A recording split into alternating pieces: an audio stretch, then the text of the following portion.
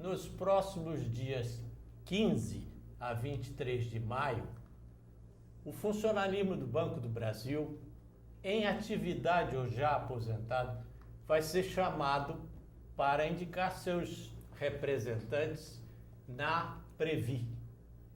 A Associação dos Antigos Funcionários do Banco do Brasil, preocupado com esse debate e com a imensidão do país, resolveu proporcionar esse vídeo com alguns integrantes da chapa para que seja utilizado nos diversos estados, nas diversas cidades, possibilitando um debate com uma presença indireta dos nossos principais representantes.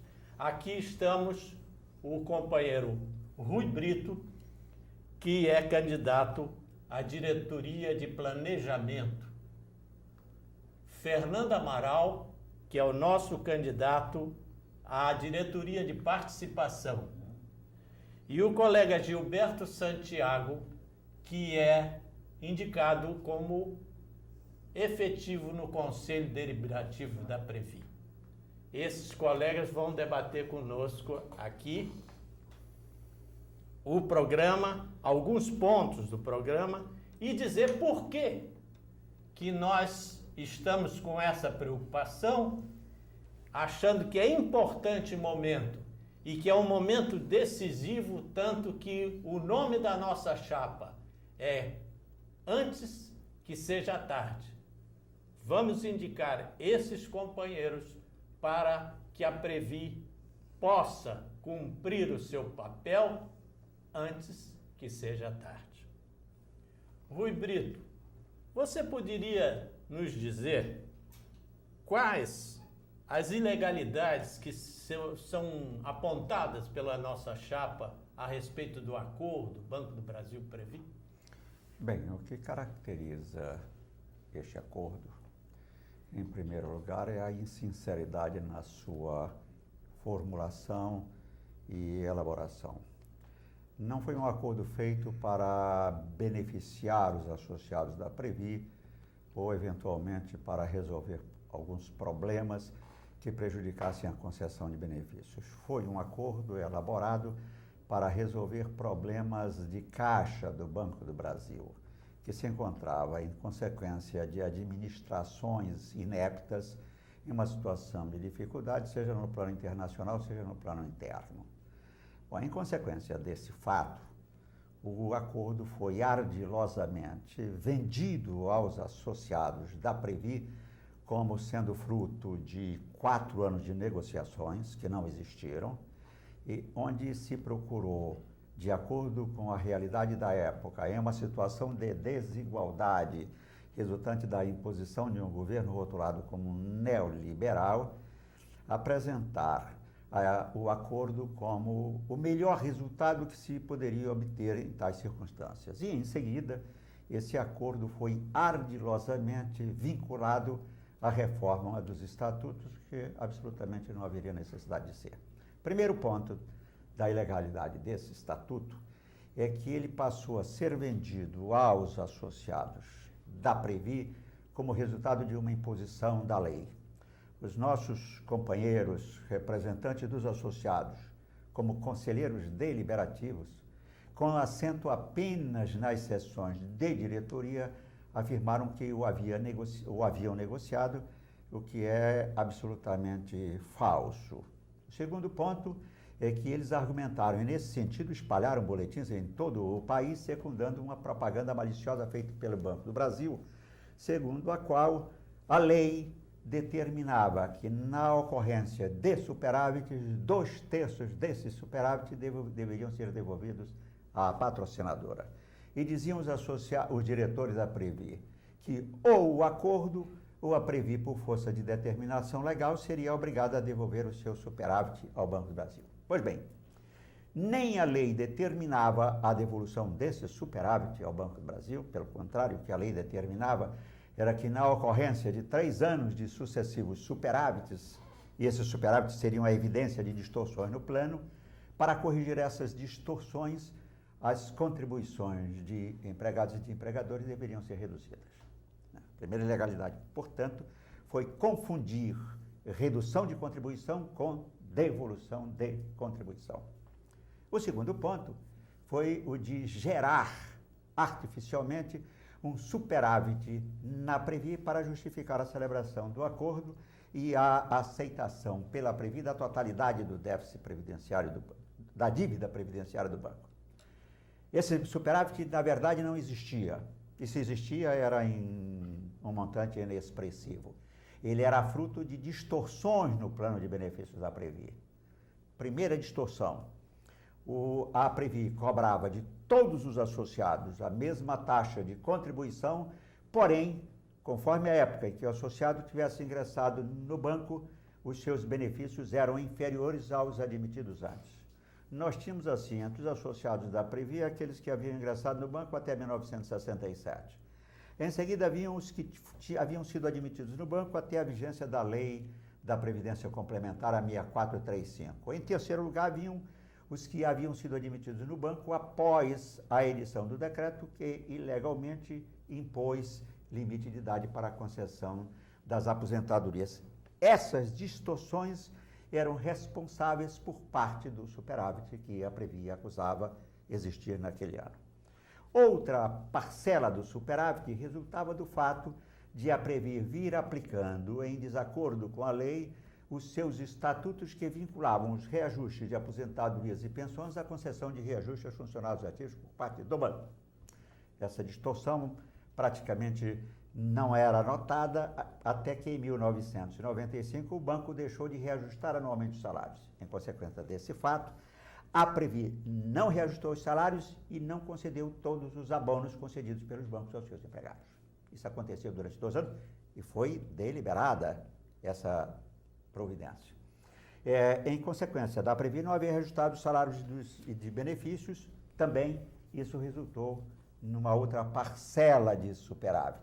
A terceira parcela de superávit, conforme se vê pelos balanços da própria Previ, resultou do fato de que a Previ contabilizou como receita própria as contribuições dos associados da CAPEC, da qual a Previ era apenas gestora. Bom, aí estão algumas das distorções.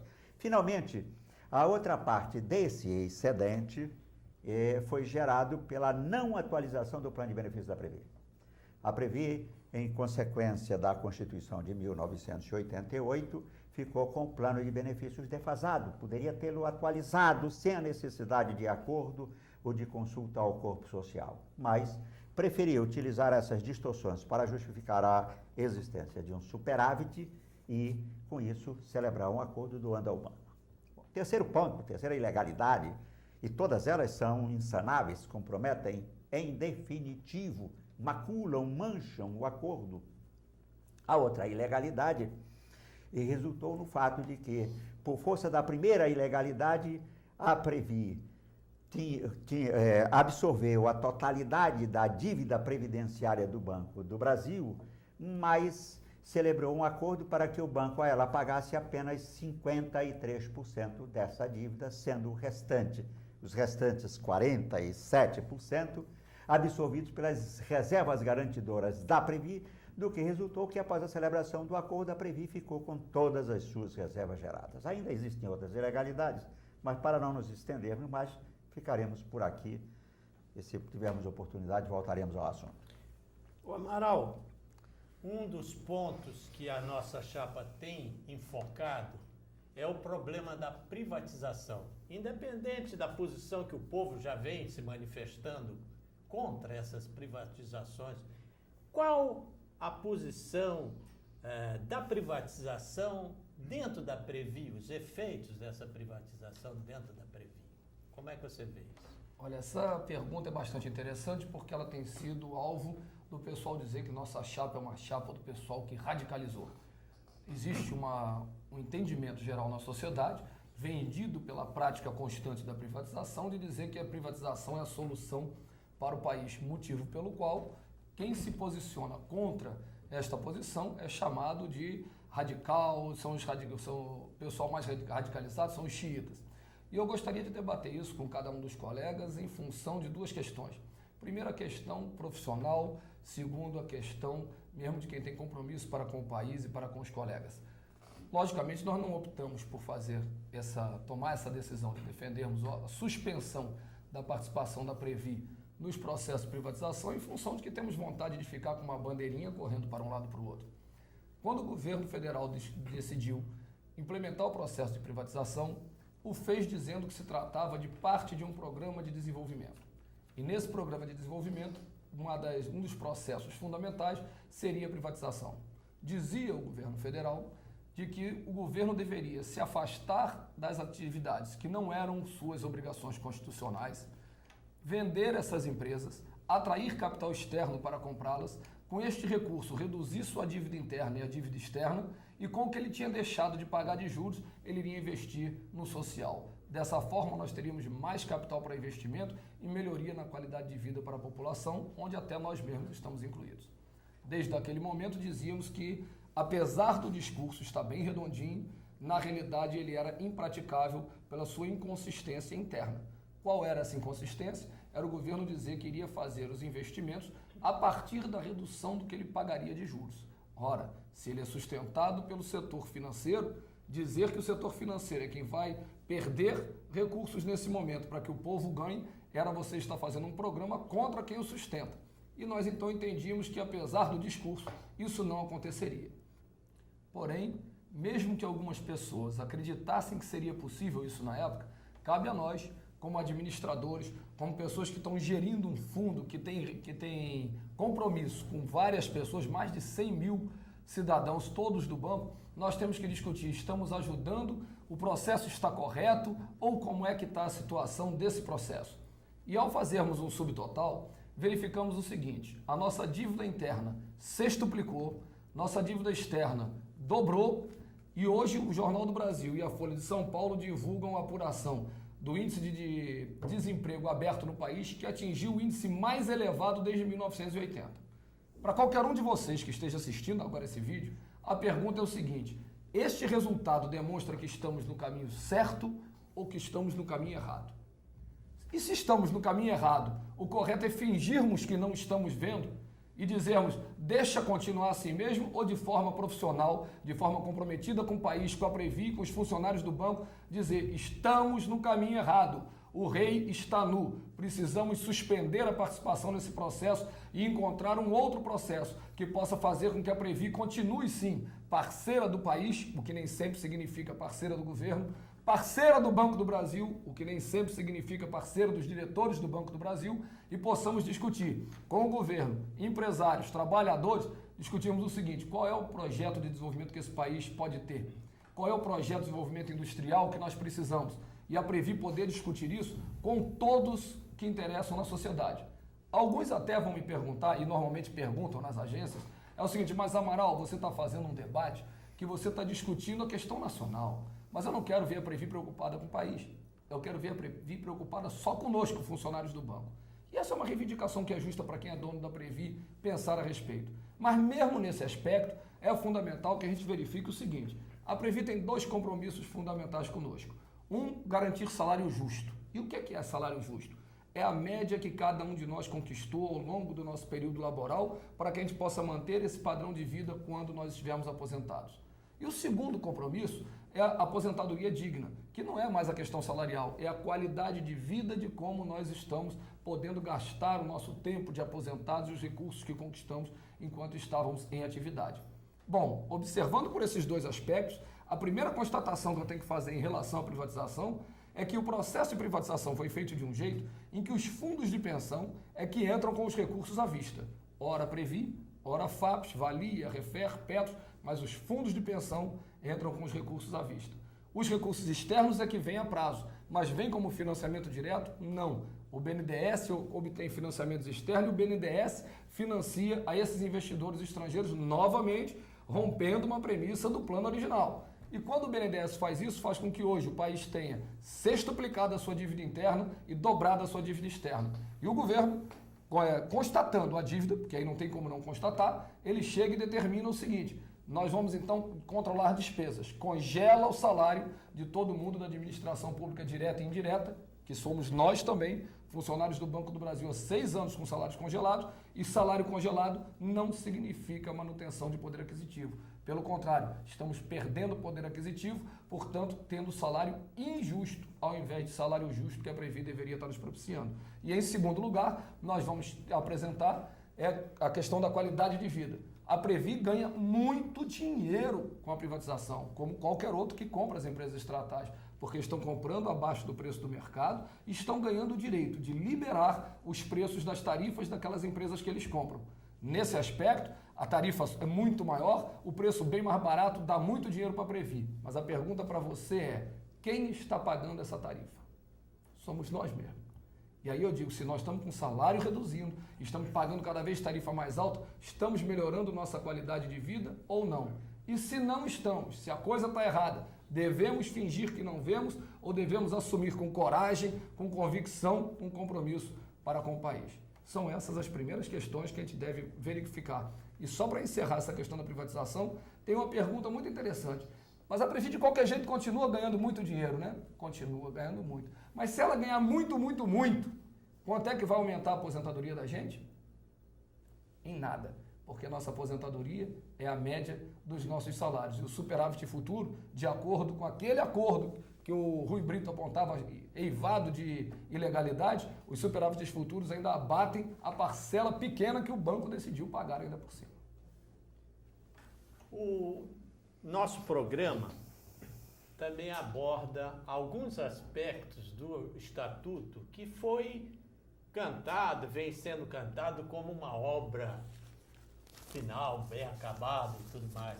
Gilberto, você, como presidente de uma associação de aposentados, da FBB, como é que encara esse negócio, críticas até ridículas, de dizer que nós somos contra os aposentados, porque combatendo o Estatuto vamos impedir aumentos de reajuste das aposentadorias. Como é que você vê isso? Bom, esse realmente é o que tem se falado, mas é um negócio até engraçado. Como é que nós, da Associação de Aposentados, podemos ser contra o aposentado? Então, o que acontece é o que sempre acontece com a elaboração dos estatutos. Geralmente eles se tornam uma forma de barganha. São pratos feitos que são apresentados, mal explicados. Nós acabamos de ver outros exemplos, ainda passando para outro tema, o da CACI. Nós vimos um estatuto que foi aprovado em 96 e que está causando problemas, inclusive com a situação crítica que está a CACI. E que foram incluídas cláusulas, como aquelas dos dependentes indiretos, e que na ocasião não se observou direito, passou despercebido e que hoje está causando grandes problemas, até ações judiciais. Então esse é o velho problema do Estatuto. Só é aquilo pronto, um instrumento de barganha, em que é apresentado e tem que ser aquilo e não pode ser modificado. O que acontece é que nós não somos contra o Estatuto como um todo. Acontece que nunca nos permitiram discutir o Estatuto na época própria. Nunca aceitaram as nossas sugestões. Eu me lembro muito bem que eu fiquei, juntamente com outros colegas de entidades, em salas lá da Previ, em que nos foi apresentado esse Estatuto, a minuta, e pedindo que nós oferecêssemos sugestões, até talvez, hoje nós estamos entendendo isso, para dar até um certo cunho de democracia. Só que nenhuma sugestão foi aceita. Então o que acontece é que colocam metade de coisas boas, nós não somos contra aquilo que foi conquista, como o reajuste dos aposentados, o direito da pensionista para a mulher funcionária e outras conquistas, mas nós queríamos ter o direito também de influir, de modificar certas coisas discriminações que estão no Estatuto. Por exemplo, já que falam que somos contra aposentados, esses mesmos que falam isso, no entanto, aprovaram um Estatuto que discrimina o aposentado na gestão da CACI, da Previ, aliás, porque ele não permite que o aposentado seja presidente da Previ e que não tenha cargo em nenhuma diretoria indicada pela patrocinadora. Então, veja bem, não é uma questão de competência. Então, nós temos, por exemplo, antigos presidentes da Previ que hoje são impedidos, quer dizer, que exerceram o cargo de presidente com competência e que hoje, só porque são aposentados, eles são impedidos de exercer qualquer função na Previ. Então, essa é a verdade que tem que dizer. Eles é que são contra os aposentados. O modelo de gestão também, dizem que foi um modelo muito avançado, realmente. Houve um certo avanço, mas podia ser melhor. Por exemplo, você colocar a gestão e a fiscalização, entendeu? Repartida, então a gestão tem que ficar com os donos da Previ, que somos nós, que temos o maior interesse no futuro da Previ. E a patrocinadora fica com a parte da fiscalização. Por falar nisso em gestão, ainda agora, já que falou em progresso, talvez vá haver um grande retrocesso nessa parte de gestão na Previ. Quando estão no Congresso e praticamente aprovados, projetos de lei complementar à Constituição, que praticamente tira qualquer possibilidade de nós elegermos associados para a diretoria executiva. Por esse projeto, toda a diretoria executiva, que hoje é partilhada, metade eleita e metade da patrocinadora, toda a diretoria executiva vai ser nomeada pelo Conselho Deliberativo. E nesse Conselho Deliberativo também está instituído que o presidente desse conselho é que tem o voto de decisão, voto de Minerva. Então, nas indicações para a diretoria executiva, se houver empate, predomina a patrocinadora. Então, é isso que nós temos que alertar. E nós não vimos da parte da Previ, desses que diz que nós somos contra o Estatuto, nós não vimos nenhum esforço sério para combater essa cláusula do projeto de lei que impede praticamente que nós passemos a eleger os nossos representantes na diretoria executiva. Também o fim do plano número 1, que colocou praticamente em extinção o nosso plano da Previ. Provavelmente no interesse geral do governo de acabar com qualquer plano que tenha benefício definido e que passe a ser um plano 2 de contribuição definida. Então é por tudo isso que nós fomos contra, não o Estatuto como um todo, mas aquilo que nos prejudicava. Fomos contra não podermos participar seriamente das modificações desse Estatuto que nos foi apresentado como prato feito para votação. Essa é a grande preocupação que nós temos. Muito bem. O Rui Brito se referiu aqui àquele acordo do Banco do Brasil, né, com a Previ, já esmiuçou bastante, mas eu gostaria que você dissesse para os colegas que riscos tem esse acordo para o aposentado ou até o funcionário ainda que está trabalhando no banco. Como é que você vê isso? A exposição desses riscos para os funcionários não pode ser feita isoladamente apenas pelo ângulo dos benefícios proporcionados pela Previ. A análise, para ser mais transparente, mais clara, mais conclusiva, tem que compreender também o esquema de relações entre capital e trabalho que prevalece no Banco do Brasil hoje. Por quê? Porque a Previdência Social faz parte do sistema de proteção ao trabalho. E tudo aquilo que impacta o contrato de trabalho se reflete de imediato no sistema de proteção ao empregado. Por exemplo, a política de recursos humanos do Banco do Brasil, que prevê hoje a rotatividade da mão de obra a cada 8 anos, dificilmente possibilitará aos funcionários do banco daqui para frente preencherem as exigências estabelecidas tanto na Lei Orgânica da Previdência Social como na Lei Complementar, para que tenham direito já não mais à complementação, mas à suplementação de benefícios. Por quê? Porque para que eles alcancem é necessário que eles preencham aquela exigência de tempo de contribuição e não mais tempo de serviço, vinculada, combinada com a exigência de idade e agora, por cima de tudo, com a outra exigência que é a do fator previdenciário, de tal maneira que vai ser difícil, efetivamente, daqui para frente, a qualquer trabalhador não qualificado, a possibilidade de transporem todos esses obstáculos e chegarem finalmente à aposentadoria. Não chegando à aposentadoria, é evidente que o nosso colega bancário não terá a possibilidade de usufruir dos benefícios pelos quais ele paga uma contribuição para a Previ.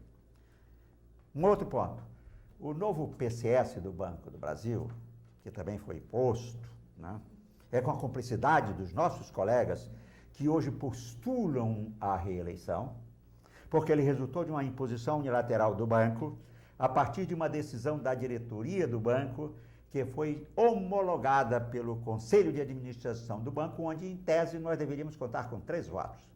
O voto do representante do Garef e os 2 votos dos representantes indicados pela Previ, que, em tese, se são representantes da Previ, são nossos representantes e não podem votar contra os nossos interesses. Mas não foi isso que aconteceu. E, nesse particular, honras para o companheiro Amaral, porque quando isso foi discutido no Conselho de Administração, apenas o voto isolado, solitário do companheiro Amaral foi contrário à homologação do novo PCS. E o voto dos 2 outros representantes, teoricamente nossos, porque representantes da Previ, fecharam com os votos do representante do banco, de tal maneira que os nossos colegas que hoje postulam a reeleição são cúmplices dessa situação. Muito bem. Então, nós teremos que verificar que a modificação desse estado de coisas na Previ, para que nós sejamos efetivamente beneficiários, terá que contemplar uma dupla ação. A nossa, na direção da Previ, em harmonia e em sintonia com as ações do movimento sindical para reformular o contrato de trabalho, para fixar profissionalmente o nosso colega no Banco do Brasil, para restabelecer o anterior PCS, que absolutamente não vai contra os interesses de uma empresa, já que o banco, como empresa prestadora de serviços, tem no seu quadro de pessoal a sua principal matéria-prima, portanto, pagar bem não significa a adoção de uma política contrária aos interesses da empresa. Com todas essas modificações, pagando-se um salário mais decente, mais justo, mais humanos, oferecendo-se ao funcionalismo a perspectiva de uma ascensão profissional, aí sim, as modificações que nós pretendemos introduzir na Previ se refletirão efetivamente em benefício dos associados. E não só em benefício dos associados,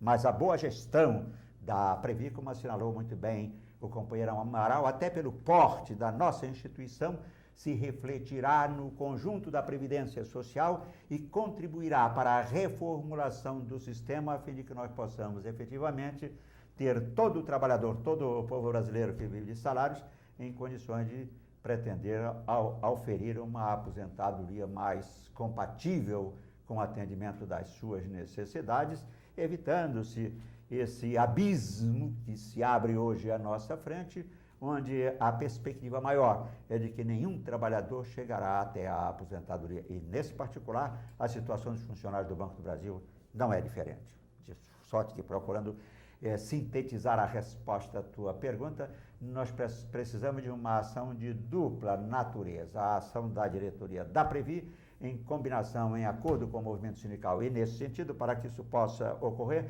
é preciso efetivamente que não só se impeça a reeleição à Previ, dizendo-se não à reeleição, mude-se a orientação que está levando a Previ ao desastre antes que seja tarde, mas ao lado disso nós possamos exercer uma influência ao lado daqueles setores do movimento sindical que ainda não se corromperam, para que seja restabelecida em condições mais compatíveis com a dignidade humana aquela situação anterior que fazia o orgulho do funcionalismo do Banco do Brasil e nos transformava em uma elite do ponto de vista qualitativo a serviço do Banco do Brasil e a serviço da nação e do povo brasileiro. Amaral, você abordou o problema da privatização. Em decorrência da participação na Previ no processo de privatização, ela adquiriu o direito de participar nas diversas empresas da qual ela é sócia, né? Até expressivamente. E nós, na nossa chapa, temos um critério da nomeação, da indicação desses representantes. Como é que você vê? Explica isso, o que a gente fala nesse problema, a crítica que se faz desse problema na participação das empresas. Bom, em primeiro lugar, a participação nas empresas não se dá em função da privatização. Se dá, primeiro, em função de uma estratégia que a Previ adotou a partir do início da década de 90, quando já se falava que existia um problema de uma bolha financeira no Japão e que nós correríamos muito risco se nós deixássemos nossos recursos em ações vinculados apenas à especulação do quanto que poderia custar o papel ou aplicando em renda fixa, RDB, CDB ou qualquer outro título, uma vez que se a empresa detentora desse título quebrasse com uma eventual crise, nós ficaríamos também sem os recursos, quer seja aplicando em renda fixa ou variável.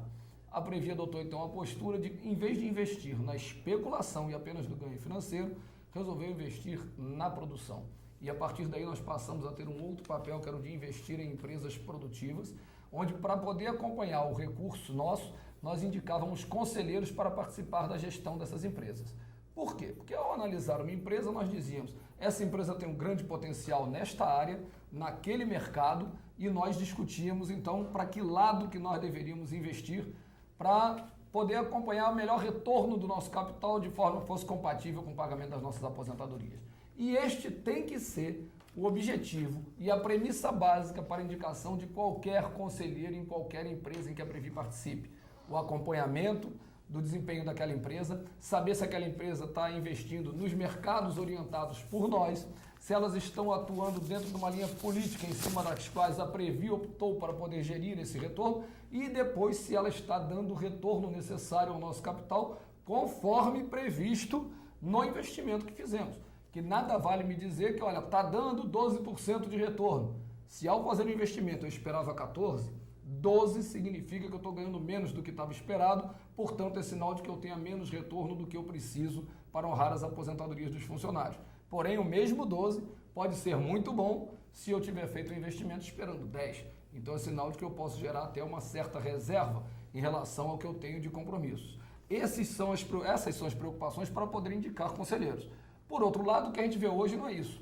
As indicações de conselheiros, somente há pouco tempo, tiveram um critério de possibilidade de participação. Até então, qualquer um que fosse indicado dependia de padrinhos para poderem assumir conselhos de administração. Muitas vezes até pessoas que tinham qualificação. Entretanto, com qualificação, mas sem preparo e sem condições para exercer a função para a qual estavam sendo indicados.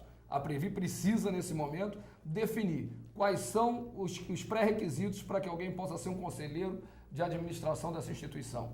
Um deles é disponibilidade de tempo para poder fazer o acompanhamento dessa empresa. Segundo, que ele tenha conhecimento técnico suficiente para o exercício da função. Terceiro, que tenha treinamento promovido pela própria Previ para que ele saiba quais são suas prerrogativas, desafios e alternativas ao estar participando de um conselho desse, também com representantes de outros investidores, que certamente lá estão defendendo os interesses dos seus representados.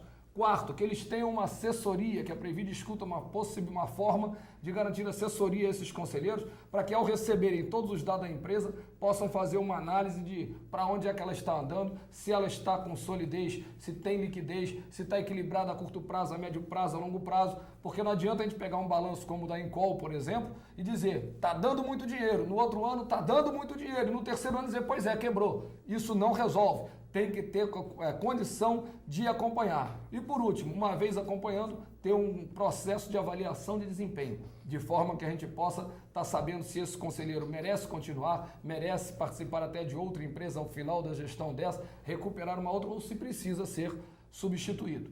Isto daí não é pouca coisa, porque nós vivemos na direção da própria Previ esse dilema, e esse é um dos pontos principais. O que significa representar? Muita gente me diz, mas Amaral, você cobra dos representantes a possibilidade de conflito com os representantes que participam da mesma empresa. E é verdade. A qualquer sociedade que se faça, quer seja na empresa privada, pública ou sociedade de economia mista, cada sócio só indica seu representante para a eventualidade da divergência. Por exemplo, um sócio faz uma proposta até com boa intenção, mas o outro diz, dessa forma eu perco.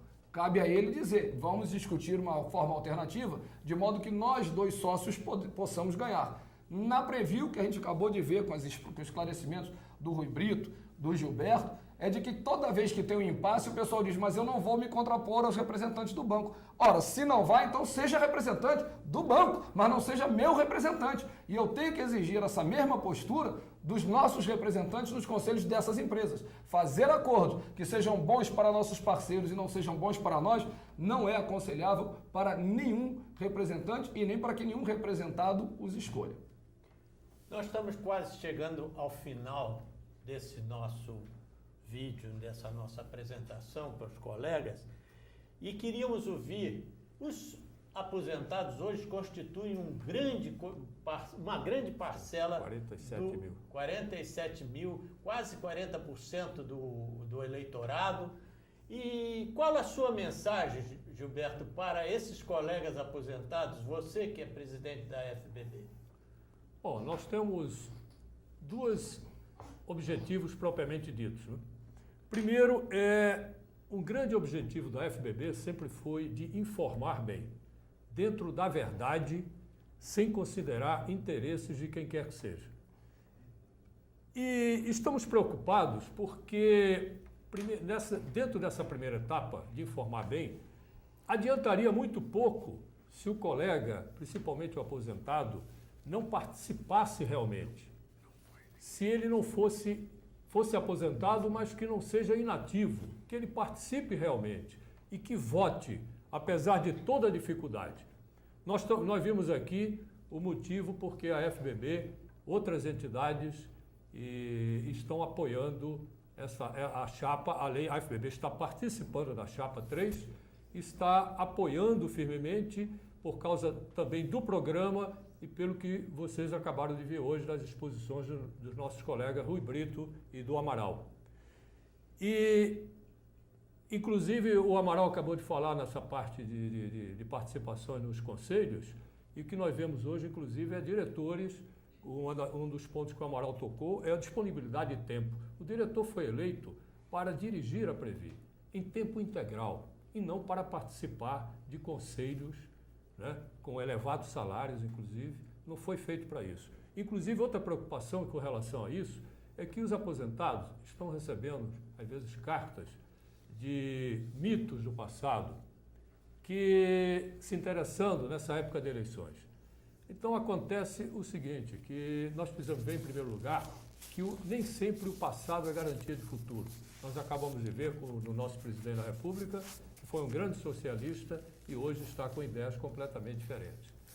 Então precisamos ver, e muitos desses apoiadores, inclusive, fazem parte dos conselhos de administração. Procurem verificar isso.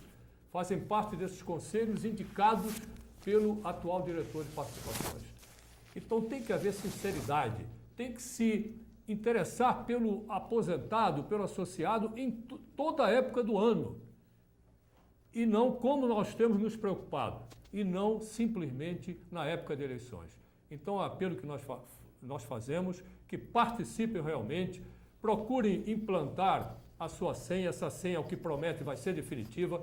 Vai haver na Previ agora um 0800, que após implantada a senha, vocês podem votar, inclusive, de casa. Procurem saber qual o número completo desse 0800 e vamos realmente participar, porque a Previ é nossa e de nós dependemos o nosso futuro e de nossas famílias. Participem e não deixem que os outros decidam por você.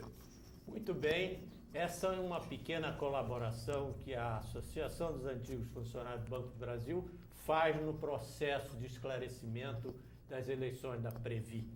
Esperamos ter contribuído para um bom debate.